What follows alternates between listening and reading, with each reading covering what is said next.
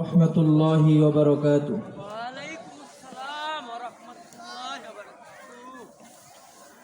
সকলেই দরুদ শরীফ পড়ি। আল্লাহুম্মা সাল্লি আলা মুহাম্মাদ ওয়া আলা আলি মুহাম্মাদ কামা সাল্লাইতা আলা ইব্রাহিম ওয়া আলা আলি ইব্রাহিম ইন্নাকা হামিদুম মাজিদ। اللهم بارك على محمد وعلى آل محمد كما باركت على إبراهيم وعلى آل إبراهيم إنك حميد مجيد. ربي زدني علما ربي زدني علما ربي زدني علما ربي يسر ولا تعسر وتمن علينا بالخير. صدق الله مولانا العظيم. إن الحمد لله نحمده ونستعينه ونستغفره ونؤمن به ونتوكل عليه ونعوذ بالله من شرور أنفسنا ومن سيئات أعمالنا. من يهده الله فلا مضل له ومن يضلله فلا هادي له. ونشهد أن لا إله إلا الله وحده لا شريك له. ونشهد أن سيدنا وسندنا وحبيبنا وحبيب قلوبنا وطبيبنا وطبيب قلوبنا وأولانا ومولانا محمد الذي أرسله بالحق بشيرا ونذيرا بين يدي الساعة. من يطع الله ورسوله فقد رشد ومن يعصيهما فإنه لا يضر إلا نفسه. أما بعد فأعوذ بالله من الشيطان الرجيم. إن الله وملائكته يصلون على النبي يا أيها الذين آمنوا صلوا عليه وسلموا تسليما. اللهم صل على محمد. بسم الله الرحمن الرحيم. الله ولي الذين آمنوا يخرجونهم من النور إلى الظلمات والذين كفروا أولياؤهم الطاغوت يخرجونهم من الظلمات إلى النور. وقال الله تعالى إن بين الرجل وبين الشرك والكفر ترك الصلاة. وقال النبي صلى الله عليه وسلم صدق الله مولانا العظيم. আলহামদুলিল্লাহ, আল্লাহ পাকের লাখ কোটি শুকরিয়া যেই মহান রব্বুল আলামিন আমাদেরকে দুনিয়ার সমস্ত কাজ থেকে ফারেক করে এরকম একটা কোরআনের মজলিসে বসার তৌফিক দান করলেন, ওই মহান রব্বুল আলামিনের দরবারে আমরা একবার শুকরিয়া আদায় করি আলহামদুলিল্লাহ। জনাবে মুহাম্মদুর রাসূলুল্লাহ সাল্লাল্লাহু আলাইহি ওয়াসাল্লাম, আল্লাহ রব্বুল আলামিন যাকে সৃষ্টি না করলে কোনো কিছুই সৃষ্টি করতেন না, সেই মহামানবের প্রতি আমরা একবার দরুদ করি সাল্লাল্লাহু আলাইহি ওয়াসাল্লাম। কোরআনে কারিম থেকে তেলাওয়াত করা হয়েছে, আল্লাহু ওয়ালিয়ুল্লাযীনা আমানু। আল্লাহ রব্বুল আলামিন মুমিনদেরকে ডেকে বলতেছেন, আমি তোমাদের অভিভাবক এবং বন্ধু। আল্লাহ রব্বুল আলামিন কোরআনের আয়াতের মধ্যে আমাদের ডেকে বলতেছেন, আমি তোমাদের অভিভাবক এবং বন্ধু। ইখরিজুহুম মিনাজ যুলুমাতি ইলান নূর, তিনি তাদেরকে অন্ধকার থেকে, আল্লাহ রব্বুল আলামিন বলতেছেন ইখরিজুহুম মিনান নূরি ইলাজ যুলুমাত। আল্লাহ রব্বুল আলামিন ডেকে বলতেছেন যে আমি অন্ধকার থেকে আলোর পথের দিকে তাদেরকে নিয়ে যাব। যারা কি আনবেন? ঈমান আনবেন। যারা কি আনবেন? ঈমান আনবেন। আল্লাযীনা কাফারু, এবং যারা কুফরি করে, আল্লাহ তাআলাকে অবিশ্বাস করে, আউলিয়াউহুমুত তাগুত, তাদের অভিভাবক হলো তাগুত, শয়তান। তাদের অভিভাবককে শয়তান, তাগুত, এটা একটা শয়তানের নাম। তাহলে আমার আপনার অভিভাবক যদি শয়তান হয়, তাহলে আমরা কি জান্নাত পর্যন্ত পৌঁছাইতে পারবো না? আল্লাহ রাসূল সাল্লাল্লাহু আলাইহি ওয়াসাল্লাম বলতেছেন, আদ-দুনিয়া সিজনুল মুমিনি ওয়া জান্নাতুল কাফির। দুনিয়াটা মুমিনদের জন্য জেলখানা।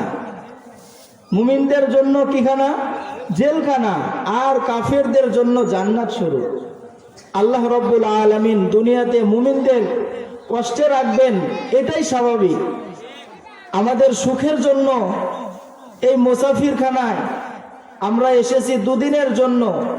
ক্ষণস্থায়ী জীবনে আমরা এসেছি, চিরস্থায়ী জীবন তো আমাদের পিছনে পড়ে আছে, সামনে আসতেছে। আমরা মরে যাওয়ার পর থেকে শুরু হয়ে যাবে আমাদের চিরস্থায়ী জিন্দিগি। আর আমরা পরীক্ষার হলের মধ্যে বসে আছি। হয়তো 3 ঘন্টা এখন শেষ হয়ে যাবে, আমাদের ঘন্টায় বেল বাড়ি দিবে, আমরা কবরের মধ্যে চলে যাব। আল্লাহ রব্বুল আলামিন বলতেছেন, আল্লাযীনা কাফারু, সে কাফের,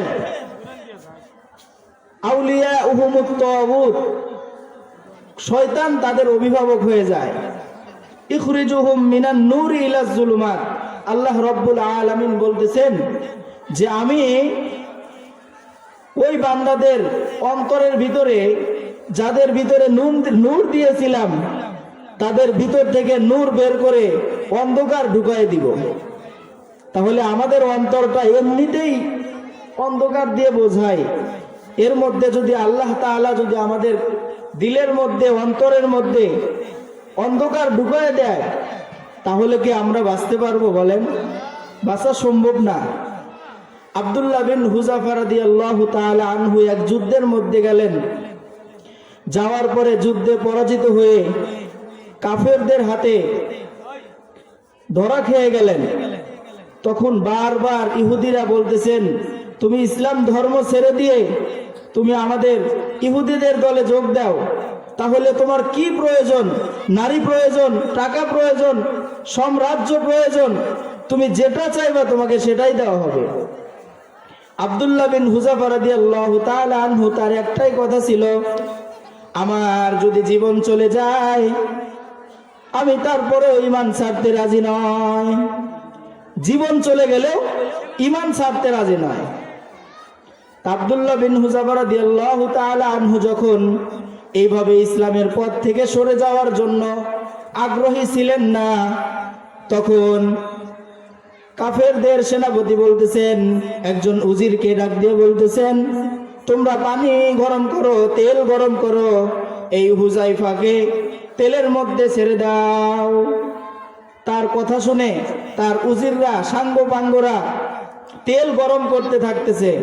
তখন আব্দুল্লাহ বিন হুজাফা রাদিয়াল্লাহু তাআলা আনহুর চোখ দিয়ে ঝরঝর করে পানি পড়তেছেন। তখন ইহুদিদের সর্দার বলতেছেন, হুজাইফা এখনো সময় আছে, তুমি ইসলাম ধর্ম ছেড়ে দিয়ে আমাদের ইহুদিদের ধর্ম যোগ দাও। আব্দুল্লাহ বিন হুজাফা রাদিয়াল্লাহু তাআলা আনহু বলতেছেন যে আসলে আমি তো কান্দি এই জন্য না যে আমি এখন মৃত্যুবরণ করব, আমাকে তেলের মধ্যে ডুবাই দেওয়া হবে। আহাম্মক, আমি তো কান্দি এইটার জন্য যে আল্লাহ রাব্বুল আলামিন আমাকে মাত্র একটা জীবন দান করছেন। আমাকে এরকম যদি 1000 জীবন দান করতেন, আমি আব্দুল্লাহ বিন হুজাইফা রাদিয়াল্লাহু তাআলা আনহু আল্লাহ তাআলার জন্য 100টা জীবন, 1000টা জীবন উৎসর্গ করে দিতাম। সুবহানাল্লাহ। তাহলে আব্দুল্লাহ বিন হুজাইফা রাদিয়াল্লাহু তাআলা আনহুর মতো আমাদেরকে দিলটা বানাইতে পারছি? যদি আমাদের সামনে এরকম তেলটা গরম করা হতো, আমরা জীবন বাঁচানোর জন্য ইহুদি হয়ে যাইতাম, কাফের হয়ে যাইতাম, বেঈমান হয়ে যাইতাম। আর আব্দুল্লাহ বিন হুজাইফা রাদিয়াল্লাহু তাআলা আনহু যখন এইভাবে বলতেছেন, হে আল্লাহ, আমাকে একটা মাত্র জীবন দিছো, এই একটা জীবন দিয়ে আমি তোমাকে কিভাবে বুঝাবো যে আমি আপনার দ্বীনকে, আপনার রাসূলকে কতটা ভালোবাসি? আপনি আমাকে 1000 জীবন দিলেও আমি 1000 জীবন আপনার রাস্তায় এভাবে বিলিয়ে দিতাম। সুবহানাল্লাহ। তো তখন সেনাপতি দেখলেন যে এটা তো মৃত্যুর জন্য প্রস্তুত হয়ে আছে, একে মৃত্যু দিলে তো কষ্ট পাবে না। আসলে যাকে মৃত্যু দিলে কষ্ট না পায়, আঘাত করলে কষ্ট না পায়, সেটা কি মারতে ইচ্ছা করে বলেন তো? যেমন লোহাকে আপনি যতই পোড়ান, লোহা লোহার জায়গায় থাকবে, কিন্তু আমাদের হাতটা যদি আগুনের মধ্যে 1 মিনিটের জন্য রাখি, আমাদের হাত কি আর হাত থাকবে? পোড়া হাত হয়ে যাবে। তো এই জন্য আব্দুল্লাহ বিন হুজাইফা রাদিয়াল্লাহু তাআলা আনহুর ঈমান দেখে তাকে আজাদ করে দেওয়া হলো, ছেড়ে দেওয়া হলো। তো হযরত ওমর রাদিয়াল্লাহু তাআলা আনহু মদিনার মধ্যে বসে আছেন আব্দুল্লাহ বিন হুজাইফা রাদিয়াল্লাহু তাআলা আনহুর জন্য। এরকম সওয়াল মাঠের মধ্যে সকল বান্দাদেরকে বলতেছেন যে আব্দুল্লাহ বিন হুজাইফা রাদিয়াল্লাহু তাআলা আনহু এখন আমাদের সম্মুখে আসবেন, আমি তার কপালে চুম্বন করব, আমায় করার পর শেষ হলে তোমরা সকলেও তার কপালে চুম্বন করে দিবে। তাহলে সে কতটা সম্মানের পাত্র দেখেন। আমি আপনি যদি এরকম বিপদের মুখে থাকতাম, অনেক মানুষ বলে ওলামা একরাম 4 দেওয়ালের মধ্যে, ঘরের মধ্যে সারাদিন বসে থাকে, ঘরের মধ্যে সারাদিন বসে থাকে, তাদের কোনো কাজ নেই, তারা ইসলামের জন্য কিছু করতে পারে না। তো এখানে একটা ছোট্ট উদাহরণ দিলে আপনারা বুঝতে পারবেন। তা আসলে পারমাণবিক যে বম আছে, এটাকে আসলে খোলা ময়দানে রেখে দেওয়া হয়? খোলা ময়দানে রাখে? খোলা ময়দানে কিন্তু রাখে না। এটা সুন্দর করে পরিপাটি করে এত সুন্দর একটা জায়গায় রাখে, মানুষ যেন এটা নষ্ট না করতে পারে, মানুষ যেন এটাকে নষ্ট না করতে পারে। তো উলামা একরাম এইটা, এই অ্যাটম বোম কয়েকটা দেশে আছে শুধু, তাছাড়া কোনো দেশে নাই। আমাদের 200-র অধিক দেশ রয়েছে, তার মধ্যে কয়েকটা দেশে এই পারমাণবিক বম রয়েছে। তো উলামা একরাম বলতেছেন যে আসলে উলামা একরাম হলো পারমাণবিক বোমের মতো। যখন কোনো নাস্তিক ইসলামের দিকে কটূক্তিকর কথা বলবে, নবীকে নিয়ে কটূক্তকর কথা বলবে, আল্লাহকে নিয়ে কটূক্তর কথা বলবে, তখন কোনো মুসলমান, কোনো আলেম ঘরে বসে থাকতে পারে না। কোনো আলেম ঘরে বসে থাকতে পারে? আলেম তো তারাই যারা ইসলামের জন্য সাগর সাগর রক্ত দান করেছেন। সাগর সাগর কি করেছেন? রক্ত দান করেছেন। আলেম ওই ব্যক্তি। তো আল্লাহ রাব্বুল আলামিন আমাদের ছেলে মেয়েদেরকে সকলকেই সঠিক আলেম হওয়ার তৌফিক দান করেন। আমাদের প্রিয় ওস্তাদের ওস্তাদ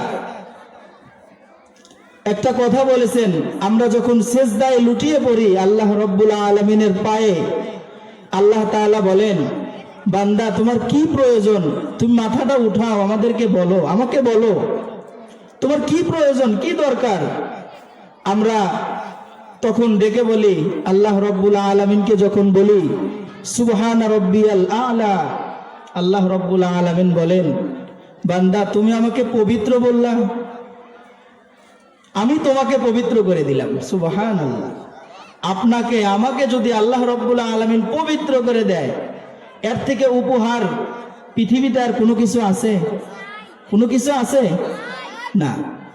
তো আল্লাহ রব্বুল আলামিন যখন আমাদেরকে ডেকে বলেন যে বান্দা তুমি মাথা উঠাও, তোমার কি প্রয়োজন, আমরা তখন আল্লাহ রব্বুল আলামিনের কাছে বলি আত্তাহিয়াতু লিল্লাহি ওয়াস সালাওয়াতু ওয়াত তাইয়্যিবাত।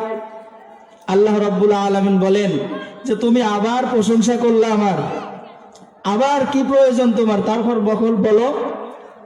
আমরা তারপরে বলি আল্লাহুম্মা সাল্লি আলা মুহাম্মাদ ওয়া আলা আলি মুহাম্মাদ। আল্লাহ রব্বুল আলামিন তখন আমাদেরকে ডেকে বলেন তুমি আমার বন্ধুর প্রশংসাও করলা, আরো কিছু কি প্রয়োজন আছে নাকি বলো। আমরা তখন বলি আল্লাহুম্মা ইন্নী যালামতু নাফসি। আল্লাহ রব্বুল আলামিনের কাছে আমরা তখন বলি আমাদের কিছু প্রয়োজন আছে বিদায় তো আপনার দরবারে এসেছি, আপনার কুদরতি পায়ে সেজদা লাগাইছি। তখন আল্লাহ রব্বুল আলামিন বলেন তোমাদের কি প্রয়োজন আমার কাছে বলো, আমি তোমাদের প্রয়োজনকে মিটাইয়ে দিব। তো আল্লাহ রব্বুল আলামিন যখন আমাদেরকে এইভাবে ডেকে বলেন, তখন আমরা বলি আল্লাহুম্মা ইন্নী যালামতু নাফসি, আল্লাহুম্মা ইন্নী যালামতু নাফসি যুলমান কাসীরা। আমরা এইভাবে বলার পরে বলি আয় আল্লাহ, আমরা বড় গুনাহগার, আমরা তো নফসের উপর জুলুম করেছি। আমরা আসলে নফসের উপর জুলুম করি নাই? আল্লাহ তাআলাকে আমরা ডেকে বলি আয় আল্লাহ, আমরা তো নফসের উপর জুলুম করেছি। ওয়ালা ইয়াগফিরুয যুনুবা ইল্লা আনতা, আর আমি জানি আপনি ছাড়া মাফ করার কেউ নেই। আল্লাহ ছাড়া কি মাফ করার কেউ আছে? ওয়ালা ইয়াগফিরুয যুনুবা ইল্লা আনতা। হে আল্লাহ রব্বুল আলামিন, আপনি ছাড়া তো আমাদেরকে মাফ করার কেউ নেই। এই জন্যই তো আপনার এত কাছে আসলাম, আপনার এত কাছে আসলাম। ফাগফিরলি মাগফিরাতাম মিন ইনদিক। আয় আল্লাহ, আপনার পক্ষ থেকে আমাদেরকে ক্ষমা করে দেন। ফাগফিরলি মাগফিরাতাম মিন ইনদিক। আয় আল্লাহ, আপনার পক্ষ থেকে আমাদেরকে ক্ষমা করে দেন। ওরহামনি, আমাদেরকে একটু দয়া করেন। ওরহামনি, আয় আল্লাহ আমাদেরকে একটু দয়া করেন। ইন্নাকা আনতাল গফুরুর রহিম। আয় আল্লাহ, আপনি যদি মাফ না করেন আমরা কার কাছে যাব? আল্লাহ যদি আমাদেরকে মাফ না করে আমাদের কোনো পথ আছে? আমরা আল্লাহ রব্বুল আলামিন আমাদেরকে সবথেকে বড় হিসেবে স্বীকৃতি দান করছেন। এই যে আমাদের আকৃতিটা আল্লাহ রব্বুল আলামিন নিজ হাতে তৈরি করছেন, আর আমরা মাজারে গিয়ে তার কাছে চাই, বন্দর দরবারে গিয়ে তার কাছে হাত জোর করে বলি আমার ছেলে সন্তান হয় না বাবা, সাথে সাথে সে কাফের হয়ে যাবে। কে যাবে? কাফের হয়ে যাবে। আরেকটা ঘটনা বলি, সেটা হলো আল্লাহর ওলির কাছে একটা সুন্দরী মেয়ে আসছে, সুন্দরী মেয়ে আসছে। তো পর্দার আড়াল থেকে আল্লাহর ওলির সাথে কথা বলতেছেন। ওই যুগের সে বড় আলেম ছিলেন। তো হুজুরকে ডাক দিয়ে বলতেছেন, হুজুর